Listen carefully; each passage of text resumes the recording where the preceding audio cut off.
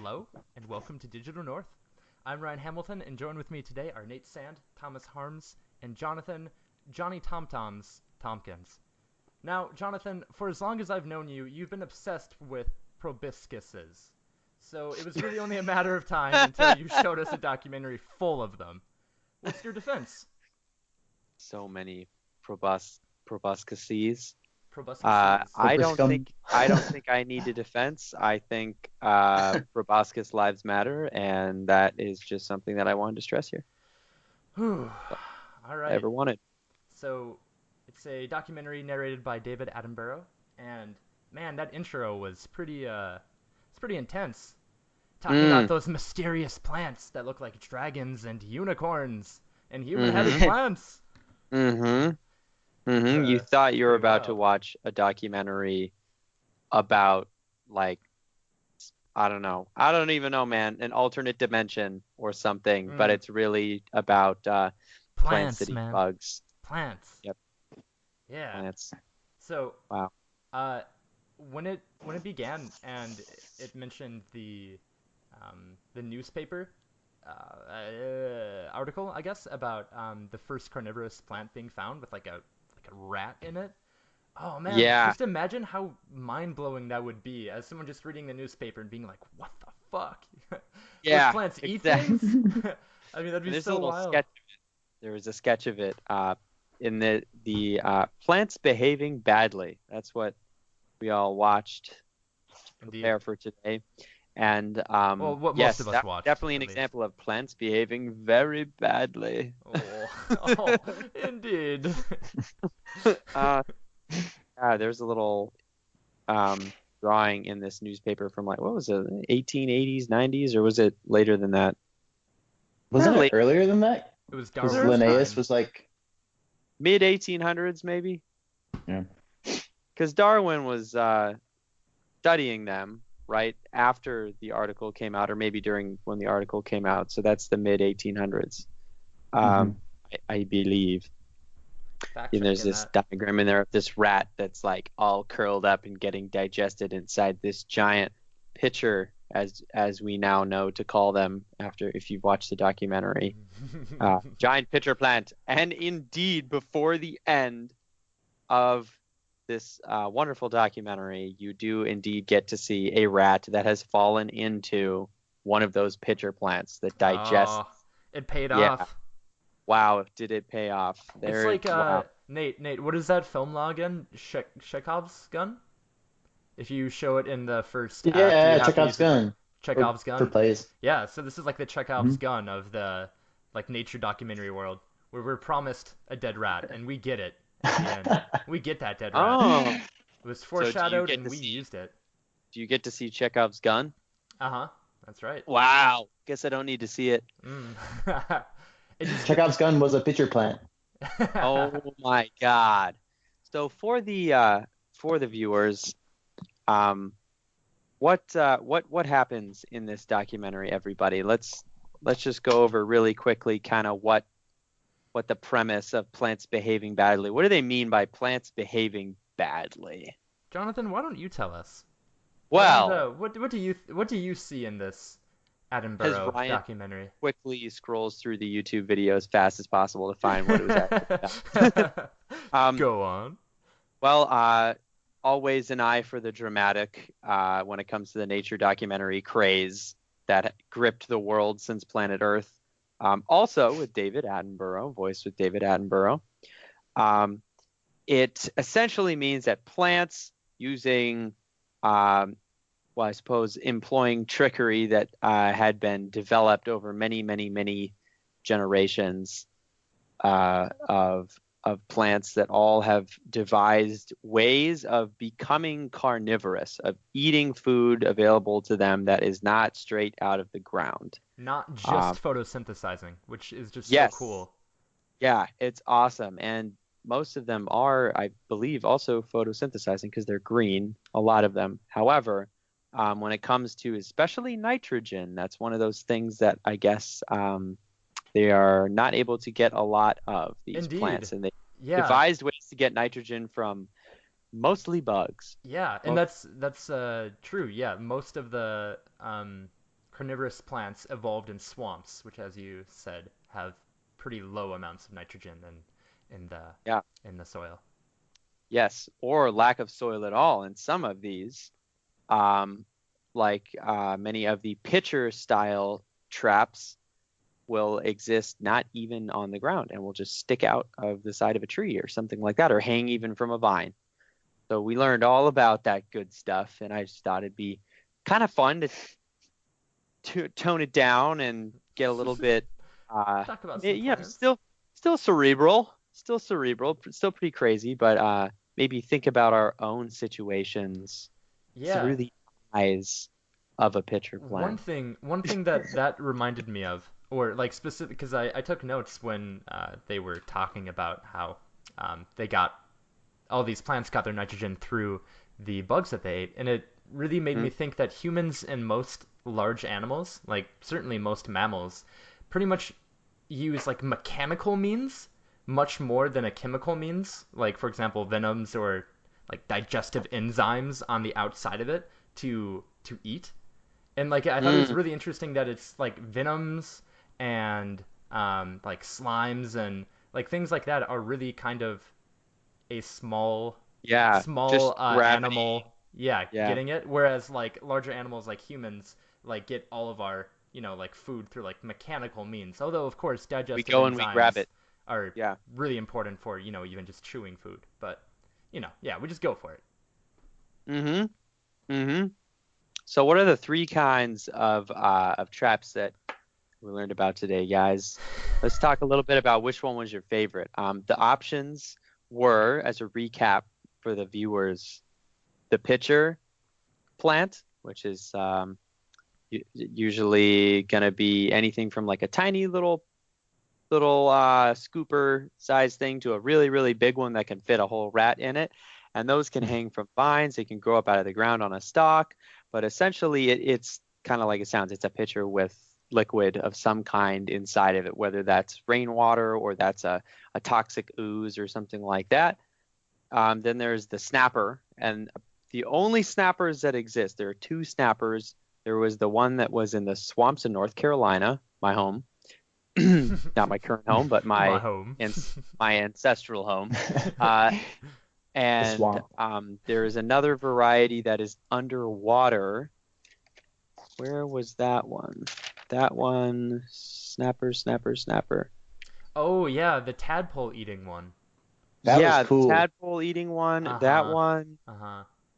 That Yeah, one. the cobra lily, right? Isn't that what it's called, or is that a I different? think Is that the next one? Different. Cobra lily. That one is Oh yeah, no, that's different. The that one was cobra an lily is the orchid. tall one. Yeah.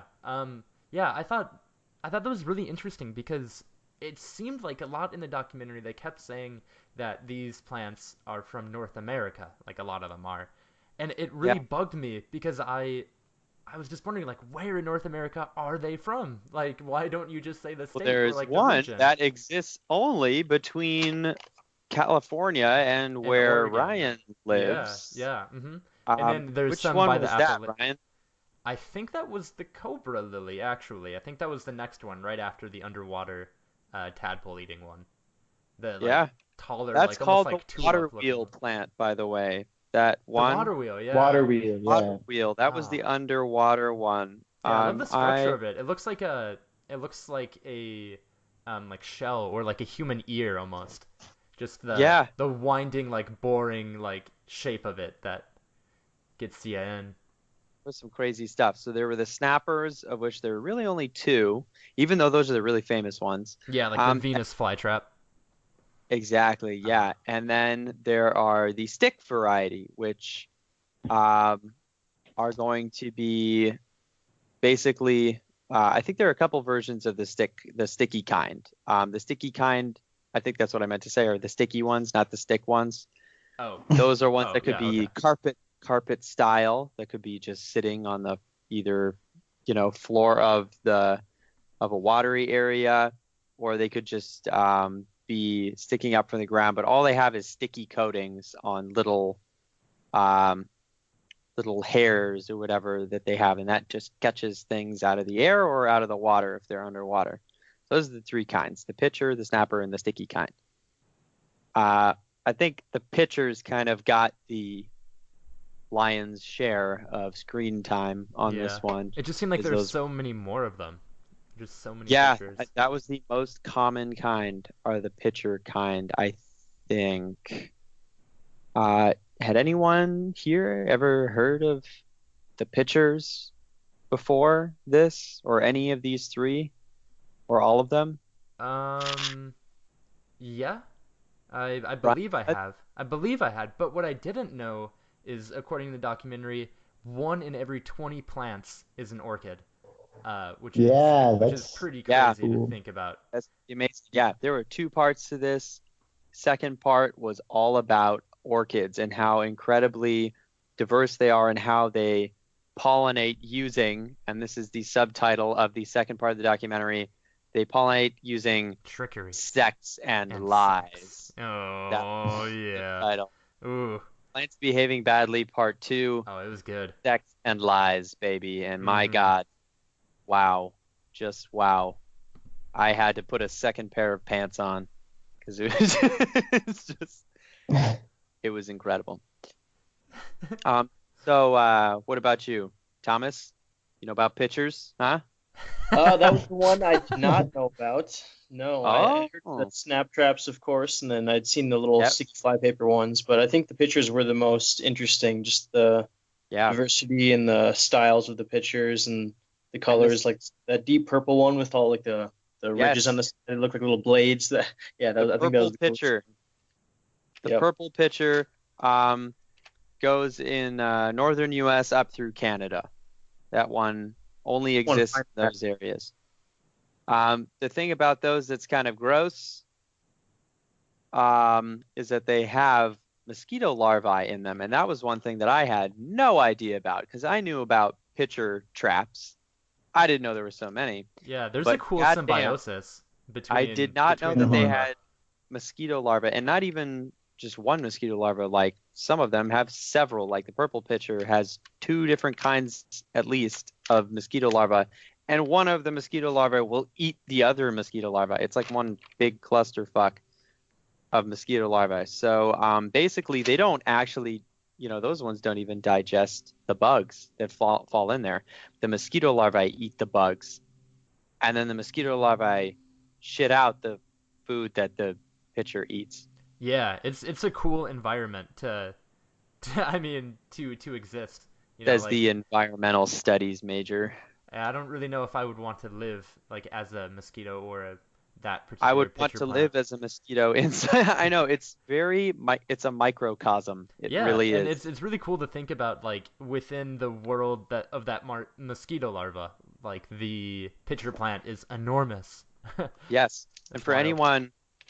anyone wondering, the 2 kinds of larvae are the Metronymus and the Wayama mosquito larvae. The Wayama.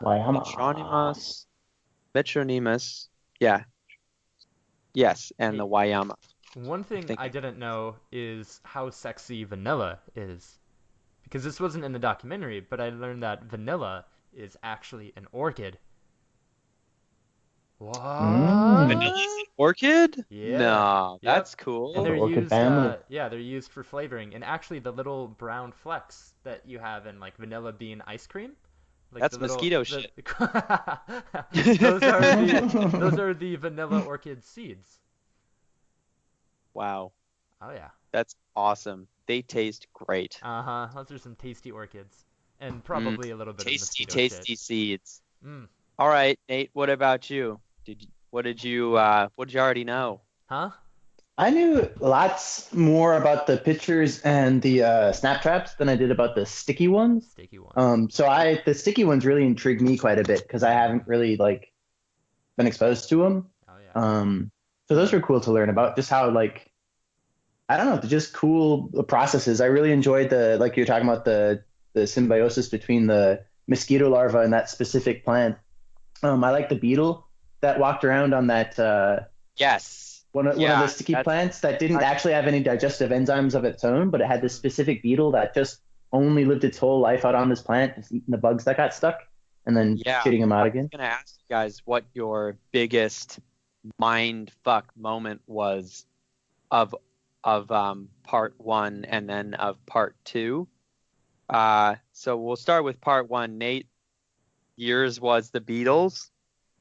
Was that it? Well, yeah, I'd say probably, yeah. Those Beatles were kind of cool. I mean, just in terms of bigger, broad spectrum type amazement, the variety and like different styles of pictures, I thought was just incredible, more than I imagined.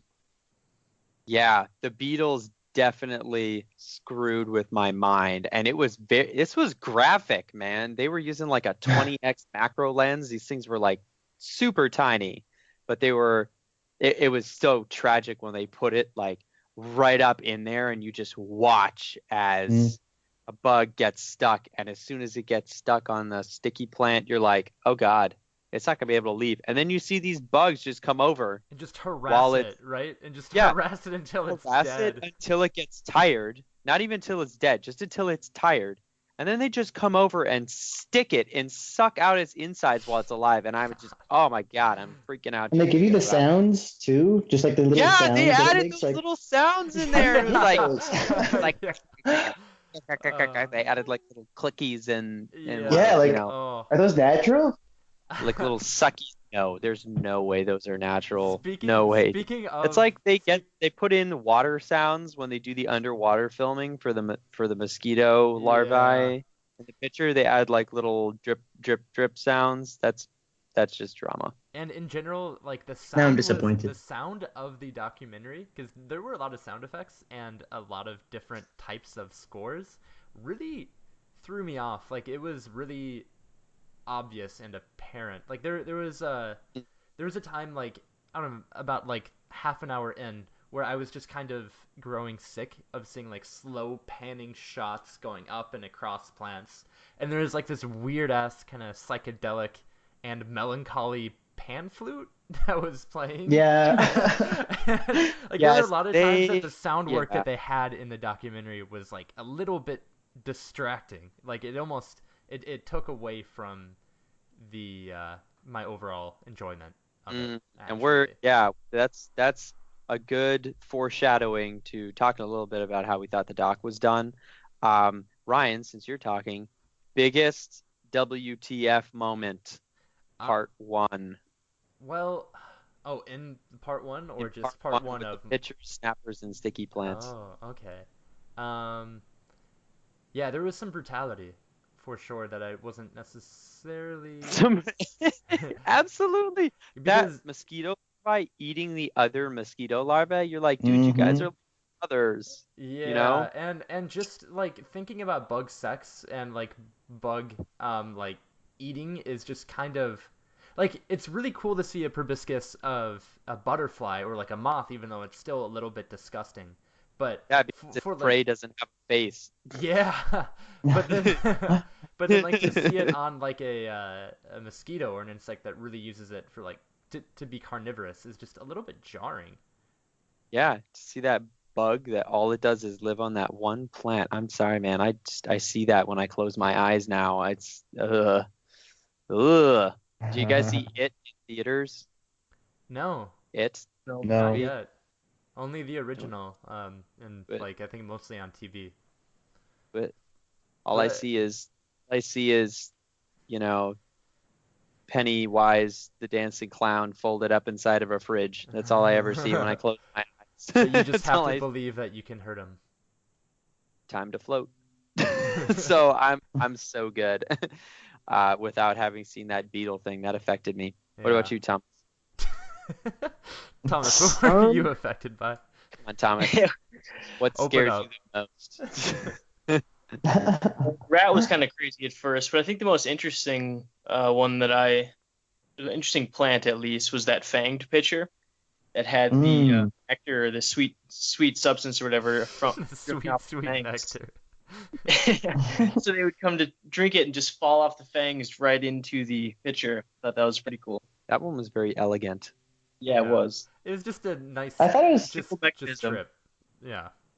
One of my biggest WTF moments, indeed, besides the Beatle, because we've established that the Beatles were fucked up, but and the rat, the like that rat that they fight, because like you wonder, they don't really intervene in any of this stuff, right? They're not going to stop something from killing something else just because they are watching, right? You know, okay, well, actually, I'm not.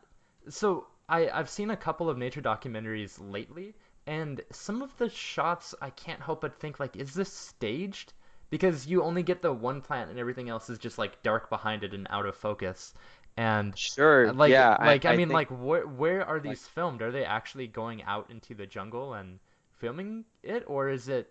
I mean, it'd be I easier think just to like set up like so. filming wherever you I think could, so, right? and if they have the right equipment, they can easily make it seem like it's in a dark room.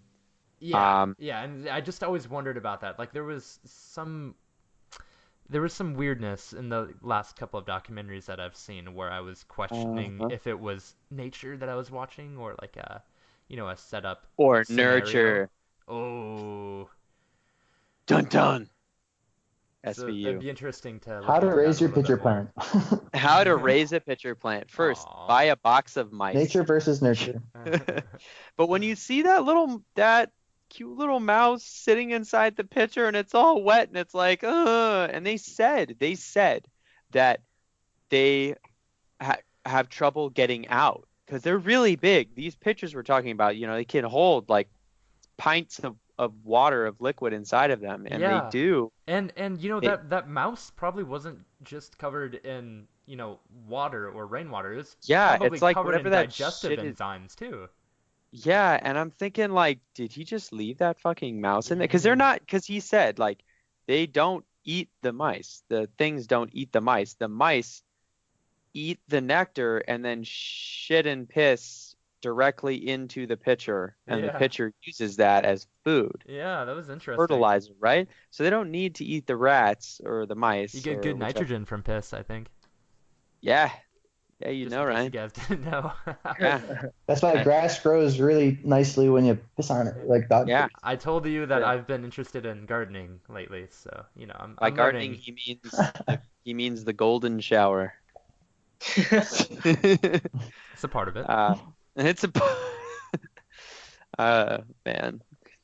Yeah. So the part that besides those two that was so screwed up is when this dude, who I don't know, I got this feeling he was super pretentious. The English guy that was the only subject, the only actual person that you saw There were in the in documentary. the first part, you mean? Or Yeah, because he's there were like a couple of people, right? That we in the saw. Yeah, part there's one. In two, part one. or there were two pitcher people. Yeah, Okay. there's a British white guy and Asian guy, right? Asian. There wasn't an Yeah, Asian Yeah. guy in the picture part, was there? I don't. He there's at least existed. two people. Okay. Well, one of the guys, the English guy, who is like shows up everywhere around the world randomly. They tried to make it like Oh yeah. inside the painter's studio, like, well, today he's here studying this plant, and it's like You know what for you know it's what like it reminded me of? It reminded me of yeah. Jake Gyllenhaal's character in Okja. He was He's just just the yeah, exactly. yeah, the Okja guy.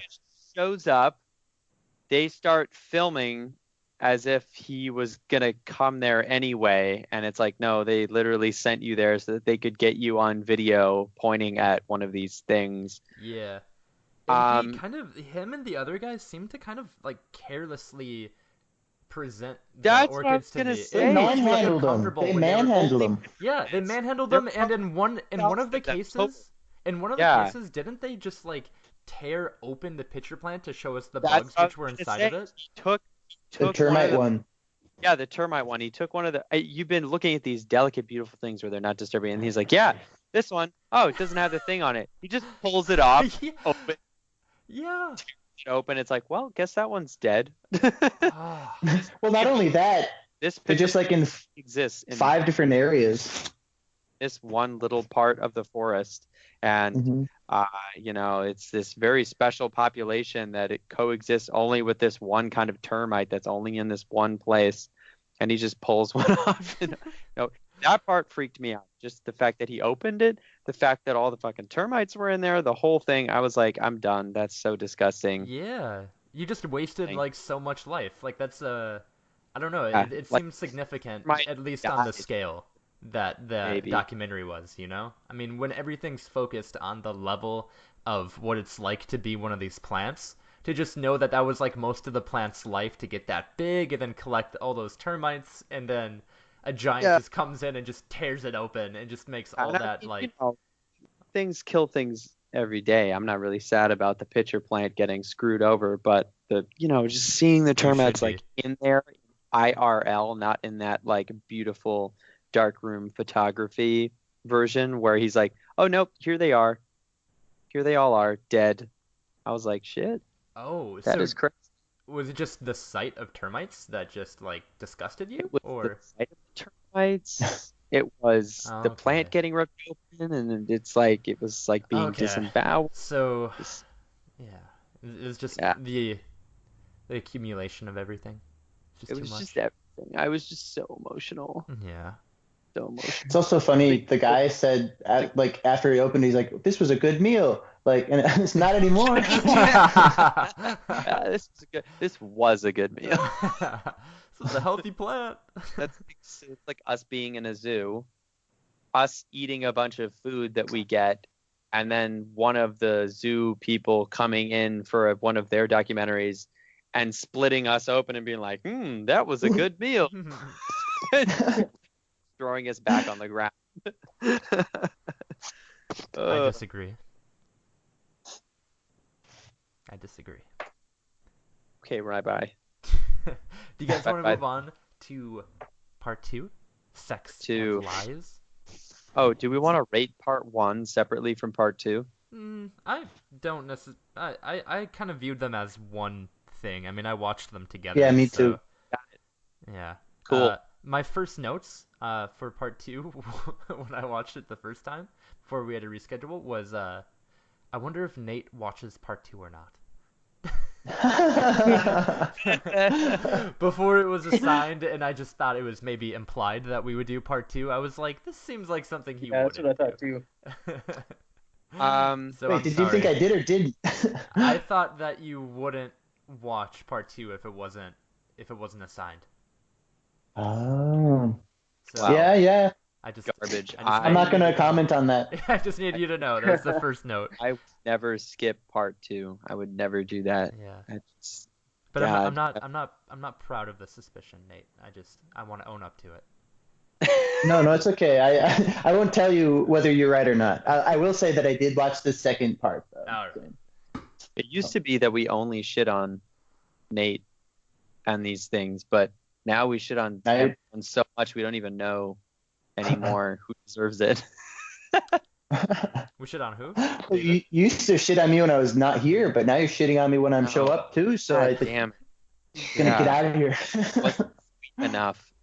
Nate, you did say that you wanted to be the Omega Wolf, which is that was a misstep. That was a misstep on your part. I don't know about that. When do we ever complain of that? I don't think we do.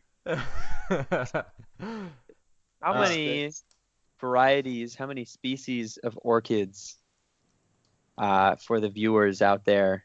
How many are there? What was it? Team? Was it 250,000? Something like Damn, that? man. Something No. like that? Was it 25,000? Yes. Oh, That's okay. what they said in the documentary. Over 25,000 species, and that is 1/20th of every kind of plant life that you're going to find out there. So if you go, at least that we currently know of. So if you take one random plant life, if you like go to Wikipedia and you go to like Animalia and then you go to the vegetable one, whatever the hell that is, 1 in 20 of those is going to be an orchid. So this is the doc to watch, people. And what's pretty crazy about that too is they said that 1 in 3 orchids don't give nectar. 1 in 3 orchids just has pollen to give, and they just fool everyone else without giving anything back. So if you take that into account for orchids being 1 in 20 plants, I mean that's a pretty big portion of plants that just aren't given. Yeah, that's going to be 0.33 repeating out of 20 plants, or 1 in every 60, if you will. That just fuck over the insect population. Yeah. I think it's important to make the note here that when we say orchid, we mean orchid family. Because like every plant that you look at and say, oh, it's an orchid, in the terms of how we're speaking of it, it is an orchid in the orchid family. But like say the lady slipper that we saw there, that plant is known as a lady slipper, which is in the orchid family. Yes. Yes, it is so a that- plant. but, yeah. It is a family of plant species. Thanks for that. Thanks for Because I that. think like there are orchid flowers that we think of as orchids, and there's a lot of different types of those. But there are also other flowers that we call different things that are still in the orchid family, which makes it Uh-huh. a little more sense when you say that there one of every 20 plants can be in an orchid, Yeah. the orchid Right. family. Yeah. Indeed. Chances are to the listeners, whom I call viewers, that you've already seen an orchid, at least one variety of orchid, going about your day. Isn't that warming? We've probably all been in the same boat, that we've all seen an orchid throughout our daily lives. Oh, yeah. And as they say in the doc, Charles Darwin had 2 varieties of orchid that hung out right near where he did his work. Yeah, I don't know if just it in was that his meadow. house, just in the hills right around where he worked, in England. So Did they you were dear to his heart. guys feel vaguely or like strangely patriotic when you found out that a lot of the orchid species are in America? Like I Yeah, I felt was a little like, fuck surge. yeah. Yeah, I was like, yeah, man. That's America, right. America, USA. Nations. biggest family of plants with the highest number inside that family in the U.S. Or is that not true? Did I make that up? I don't know. No, that's It's not true now. It's true now. That's right. America! Internet, bitch. We're gonna tweet that shit later. Speaking of which, Thomas. Ryan, is there something would you like to tell our viewers Oh, about Yeah, this is a good time. Twitter? Viewers, listeners, subscribers, friends, People you don't like. peers, servants. We now have a Twitter, which is pretty dope. You can find us at Curious Magnet. Not only will we be updating our Twitter when we put out new content, but we'll also be sharing content that we haven't really been able to share with Facebook and on our website. So it should be a really fun conduit for us to share YouTube videos and articles and retweets of things that we really think are important and interesting and fun and are insightful in some way. So make sure to follow us on Twitter, and you really will get another facet of the Curious Magnet experience. It won't just be posts. Dick jokes. It won't just be our own dick jokes from this podcast. So make sure to check that out. Again, we're at Curious Magnet, and it's the same thing for our Facebook, just at Curious Magnet. For YouTube, it's actually at The Curious Magnet because we're difficult. But of course, as Thanks, always, follow us on CuriousMagnet.com. We got our own website too. Every podcast episode is posted there first and then distributed from that. So that's the place. Oh, Nice. If we get 50 followers, Ryan I will eat a mouse. Eat a mouse. I'll eat a mouse There it is. raw in the way Made that one that, easy. yeah. Well, actually, no, not raw. And by mouse, I mean I'll eat a really good dinner if you guys follow. That's Yeah. it. Next time on Curious Magnet Digital North, did Ryan have a good dinner? Oh, Did he? dear viewer, you're gonna be the one to Tune in determine next week. Tune in next week. No.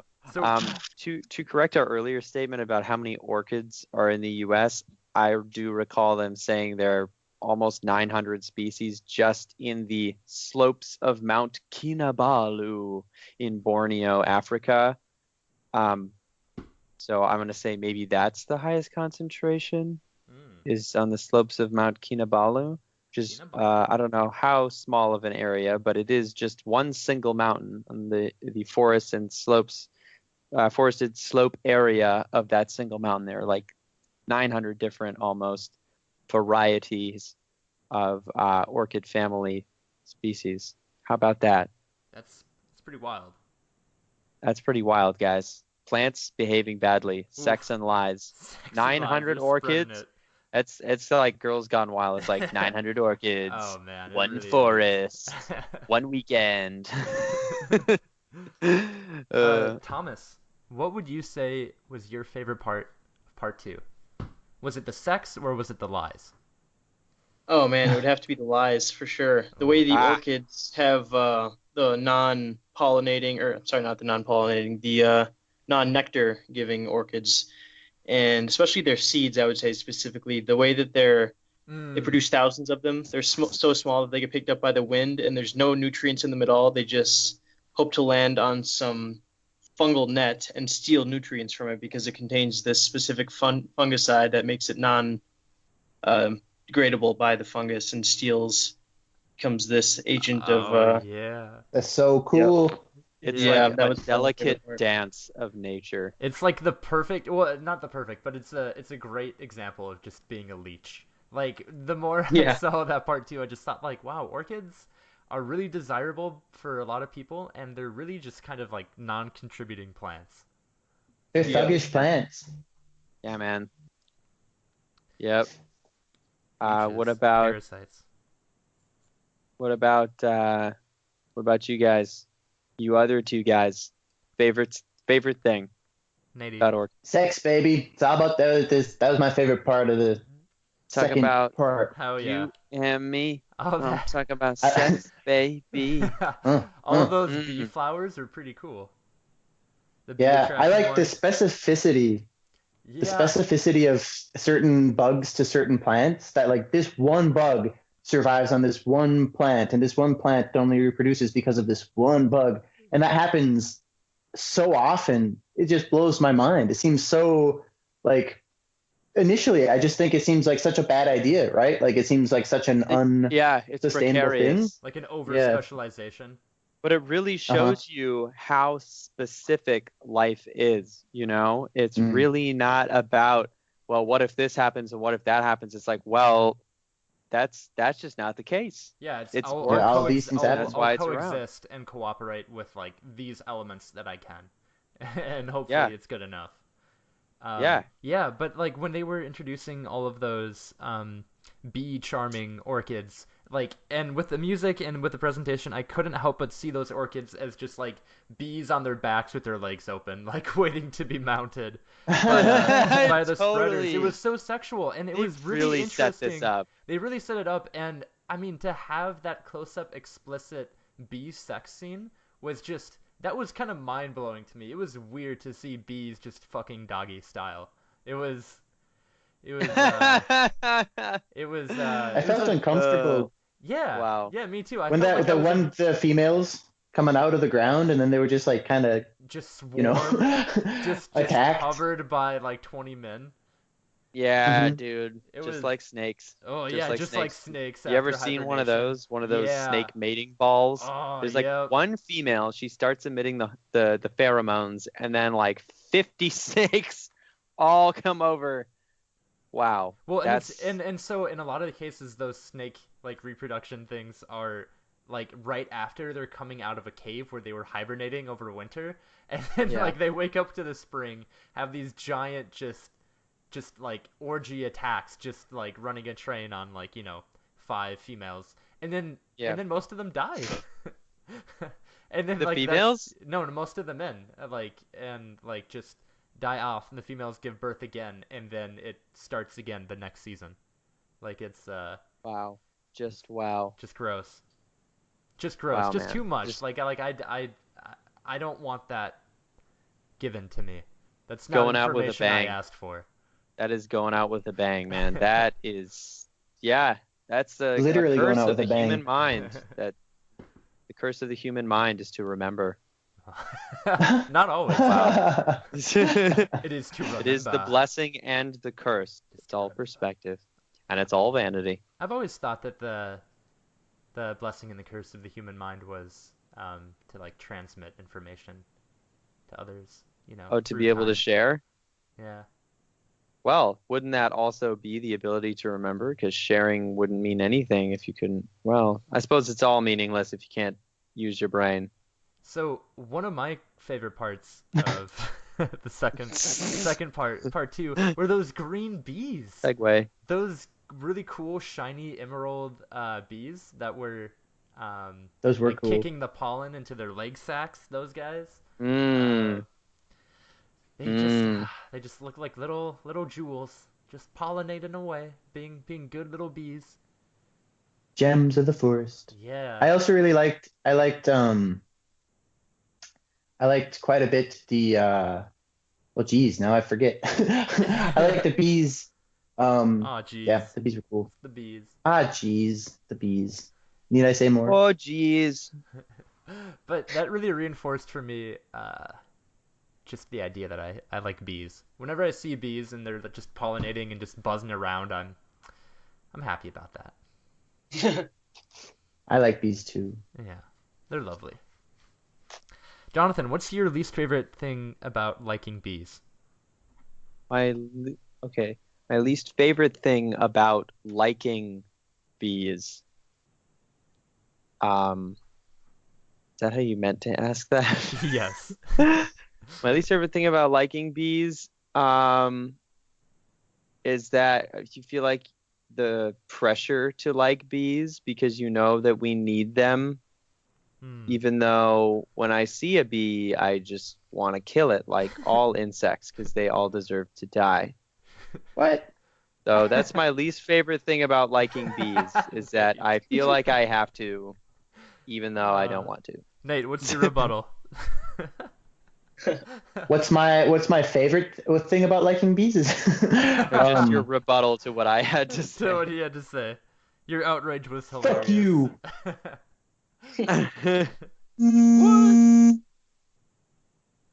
No, I like bees. I like liking bees. That's my rebuttal. I like liking bees. Hell yeah. At least the bees won't tell me I'm fat.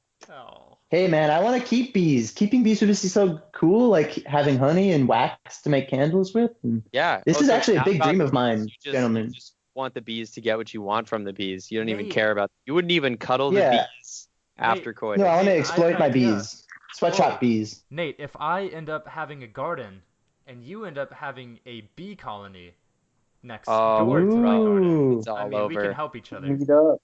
It's all We over. could. That's symbiotic. That's a symbiotic Oh, relationship. shit. So much sex and so many lies. All right. Nate. We'll get so many orchids just lying to those bees. I feel like there could be a Family Guy or other animated show skit that's like the bee farm versus the orchid farm next to it. Nate, I'll meet you in suburban Oslo in 7 years, and we'll get this started. 7 years. Yeah, no, that sounds good to me. All right. I'll set my timer. Good. Pencil us in for 7 years. Bee colony farming. Can I tell you guys? symbiosis. Yeah. Can I tell you guys my favorite moment Hell yeah. from No. PT2, Part 2? Ooh. That orchid that glues its basically, it's pollen, or is it the nectar? Pollen, nectar, whatever it is. Pollen. It's got the nectar, and then it gets the pollen, and it like gets glued to the proboscis. Oh yeah, Proboscis? gets it on the head. Yeah, it like sticks it on the proboscis of the butterfly, and then while the butterfly is going around to the other plants, it's got all this pollen stuck onto its proboscis that it's jamming down into the female part of the plant, and it's like, wow.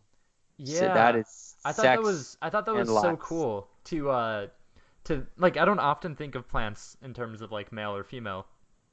I know I should perhaps, but like I don't think of like a plant having a male and a female part. And to think that the beyond gender. pollen is the male part, and wasn't it in a lot of cases when they were talking about the female parts of the plant, wasn't it like the ridges of the kind of like flower? Plants have ovaries, man.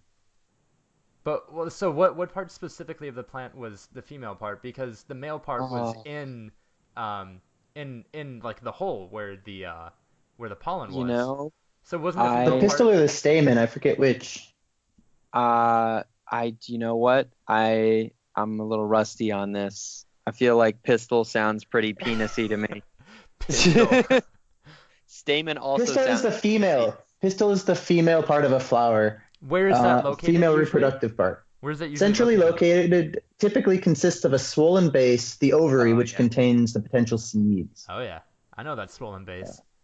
Get that so full.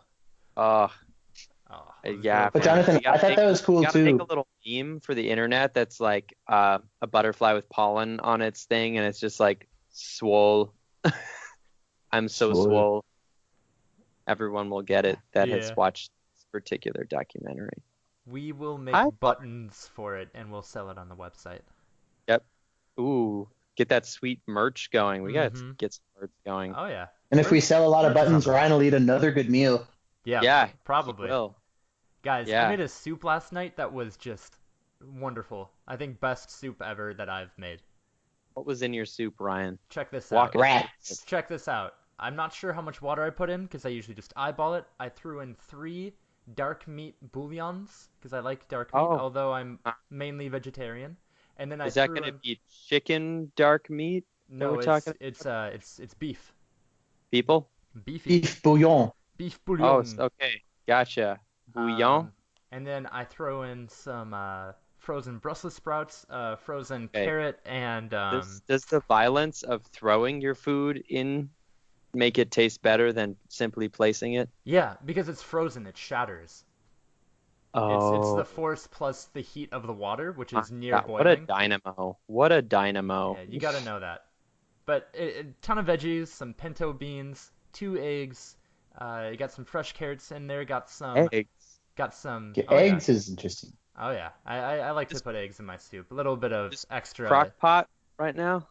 This is just a pot, just boiling on the stove, man. It takes 12 minutes. I'm a 12-minute soup man. That's amazing. You gotta know it. 12-minute soup. That's right. Post that recipe on the site Posted in oh comments. shit! Post it in comments. in 62 characters or less, or whatever. Yes. What did you guys think of the involvement of that school's field trip program? Super cute. What do you think of like the documentary telling us all about where those kids are like going and like the fact that they're visiting other parts of the world for orchids? Feel like where was my field trip? It just seems so stupid.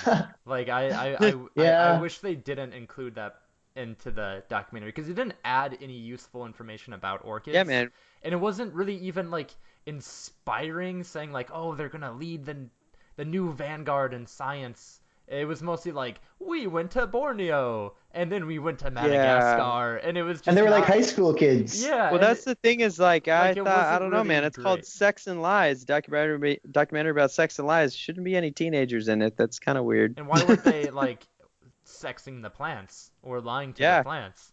Yeah. They were Sex just, those Maybe we plants. were- they were just tending We to weren't them. supposed to believe that they were doing anything. I thought they were Maybe just that gonna doesn't walk into actually a white exist. room, sit down at a table, and they're gonna put an orchid on the table, and they're gonna be like, "Sex this, Sex this shit. sex this plant." I love in my archaeology classes, the professors would always say you have to sex the bones. You gotta sex the fuck bones. yes. Figure Sex out what the it is. bones, baby. Oh yeah. Sex the bones. So let's talk a little bit about production, a little bit about camera photography. What you guys think? Cinematography, if you will. Okay, cinematography. It's for the If cinema. Ryan will, Dick. Did you guys like how they shot it? Did you not like it? Cool things they did. Thomas, you first. Well, I'd say I liked it. It was definitely partly because of David Attenborough's sweet voice carrying me along. Mm. But Rest in peace. Cinematography, Good voicing. yes, definitely. I thoroughly enjoyed that. But can't really complain about the cinematography too much. I guess I can kind of agree with Ryan. It got a little bit repetitive, but hey, what else can you do? You're just filming plants. But Sex and lies. sex. Plants, sex, and lies. They did include plenty of sex and plenty of lies, so gotta give them that. Mm-hmm. Yeah, But I would it did deliver. definitely lived up to the name. But I did enjoy the cinematography. It was pretty well done, especially for the places that they went. I'm sure were not easy to get to. Mm-hmm. Yeah. Yeah, Nate, sorry. David's here only in spirit. Yeah, we can't really bad talk. So sorry to step in real quick. We would usually bad talk whoever's not here, but David's just here because we scheduled him out of it when he wasn't able to make it the first time. So Yeah. No, God, no- what an asshole, though. no need. Not today. We got to keep it fair. Okay. Nate, love sorry. Dave. Keep it fair. You keep it fair. Nate, what did you think of the field trip kids and the English guy that did the pictures? I mean, this whole like documentary part 1 and part 2 kind of is like people love that planet Earth shit. Let's put together just a little quick thing about plants. PBS cash grab? Is that what you're saying? Yeah, just kind of was, yeah, because they have the typical shots, right? You pan nicely focused across a plant, and like I like those shots. They all look nice because the plants are really cool. Yeah.